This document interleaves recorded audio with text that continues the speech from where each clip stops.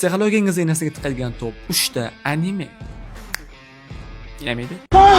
3-o'rinda Tетрадь смерти, ya'ni o'lim kundaligi animesi. Bu janr juda ham kuchli va psixologik haqiqatan travma qoldiradi. Qarochi bitta bola bo'ladi, tepadan daftar tushadi, o'sha bola keyin o'sha daftarda o'zini yomon ko'rgan amakalarining ismini yozib chiqadi, o'sha amakalar bo'ladi.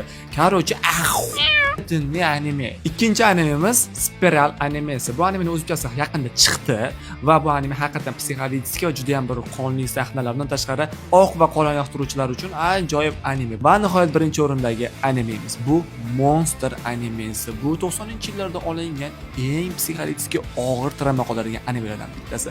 Bitta inson hech qanday odamga zarar yetkazmasdan turib ularni o'zini o'ldirishga majbur qiladigan darajada manipulyatsiya qiladi. Nafas olmasdan gapirdim. Xullas bu ham zo'r anime. Agar siz ham o'zingiz shunchalik zo'r bilsangiz, mendan ham yaxshiroq animelarni kommentariyada yozib qoldiring. Qani o'qib chiqamiz. Artib olmaysizlar.